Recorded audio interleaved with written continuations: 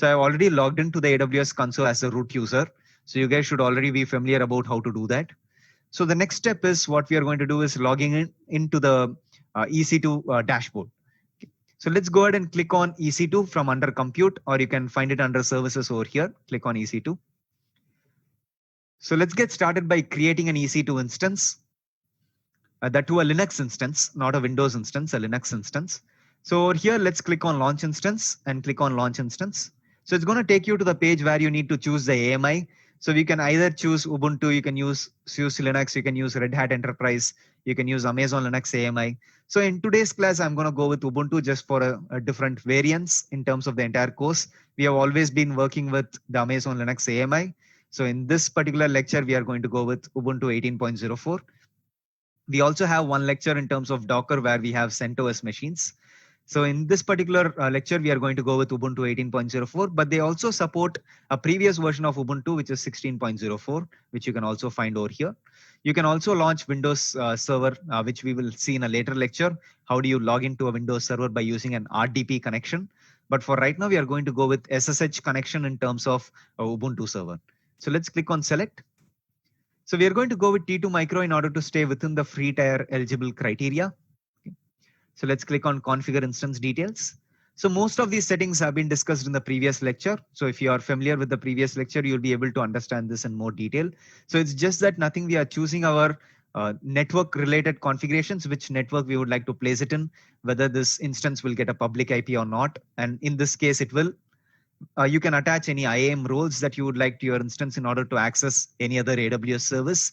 The shutdown behavior is stop right now. We are running it on a shared tenancy because we are not going to pay anything extra in order to have a single tenancy for ourselves, which is with dedicated host or dedicated instances. And in advanced details, you can always enter any kind of bash script that you would like in order to do any kind of bootstrapping right when the instance gets started. So we are going to leave all of these settings as default and start with only one instance. In terms of the storage, we are going to go with 8 GB of storage, but you can always see that the volume type can be general purpose, provisioned IOPS or magnetic for the root volume.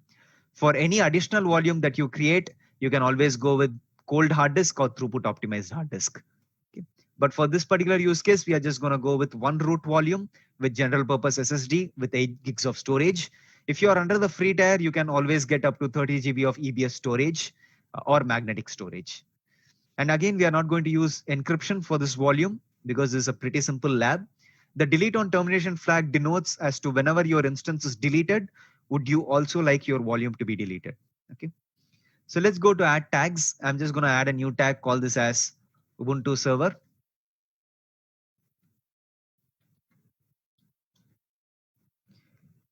In the security group, you are going to ensure that port 22 is open only to my IP address. It's a very good practice that you do this. In fact, it's one of the best practices when it comes to launching an EC2 instance to always have SSH port open only to your IP address. I'm just going to call this security group as Ubuntu SG. So don't worry, in regards to the security group, you can always create as many security groups as you like, and you don't have any charges for security groups. So let's click on review and launch, and let's click on launch. We are going to choose a key pair. In this particular case, since it's a brand new system, I don't have a key pair. So therefore, I'm going to create a new key pair. I'm going to call this key pair as Windows Machine Akshay KP. Let's download the key pair. So you can see right now that the key pair is downloaded in the PEM format, and we are going to use PuTTY-Gen in order to convert this into PPK format. Let's click on launch instances right now. So while the instance is launching, let's go ahead and download PuTTY, which also installs PuTTY-Gen for us. So open up a new tab and start typing PuTTY download. The first link, putty.org. Let's click on that. You can download PuTTY from here. Let's click on this. And you can always take a look at the 64-bit and the 32-bit installer. Let's click on the 64-bit installer for 0.74 version. It's downloading that version. So let's wait for a little bit of time. Yep, the download is complete. Let's open up PuTTY. Let's click on next, next, install.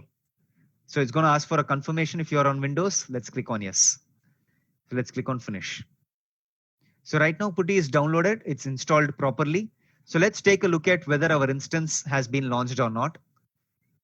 So when you're in your EC2 dashboard, you should be able to see that your instance is up and running. It's in the initializing state for the status checks. Let's give it some time until this status check comes to 2 out of 2 complete. In the meantime, let's open up our PuttyGen and convert the PEM format to the PPK format that you can use with Windows-based machines. So if you're on a Linux-based machine, it's very easy for you to just do a chmod 400 on this key pair and automatically use your terminal in order to execute the SSH command in order to log into the Ubuntu server or the Ubuntu machine that we had provisioned. But since we are using a Windows-based machine, it's a little bit complicated in the sense that you need to do 2 or 3 steps in order to log into the instance. So the first step would be to launch PuttyGen. So let's click on the Windows button and let's type PuttyGen. We do have the app open. So once PuttyGen is open, let's click on load. Let's go to downloads folder. You will not be able to see that file over here until you choose all files. Now you should be able to see that file over here, the PEM file that you downloaded. Click on open. It should say successfully imported. Once it says successfully imported, click on OK. So right now, one thing to always note in your mind is that it's asymmetric encryption. So that means you have a public key as well as a private key. The public key is always associated with your instance within the ~ssh/authorize keys directory.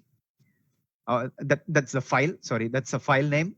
But then your private key is something that you have to provide. So therefore, in this PuttyGen, dashboard, what you have to do is you have to save the private key, not the public key. That's very important to remember. So always save the private key. Click on save private key. And it's going to ask whether you need to have a password to encrypt it and all that. I'm not going to have a password, so I'm just going to click on yes. So we are going to type the same name. I'm just going to call it as Windows machine Akshay KP dot. I'm just going to type PPK and click on save. So now we have the PPK file for this particular key pair. So let's click on close for PuttyKeygen. Now let's open up Putty. So let's put the Windows button and type Putty. And this is how Putty looks like. It's not a really nice UI, but then MobiXterm has a really good UI. But this is Putty, and we are going to use SSH over port 22. The host name, you have to form it in such a way that it's able to properly connect to that respective user at that respective IP address. So the IP address that we are going to use over here is the public IP address of the instance, which is over here. It's 100.25.165.129. And at the same time, the user for Ubuntu operating system, the default user is Ubuntu. But for Amazon Linux, the default user is EC2-user. For CentOS machines, the default user is CentOS. And for Alpine Image, the default user is admin. Okay, so these are some things to remember. You can always find this in the AWS docs. But for right now, the host name should be termed in such a way that it should be Ubuntu at the public IP address, which is 100.25.165.129. This is how you form the host name. And then you go down to the SSH on the left side navigation bar. You click on auth, don't expand auth, click on auth, click on browse, and go ahead and choose your key pair from the downloads directory, which is your PPK file, and click on open, and click on open for your session. So automatically it should give this host security key alert. Just add that fingerprint onto your host, which will add it to the known host file, and you should be able to log into the Ubuntu machine. So I have just magnified it.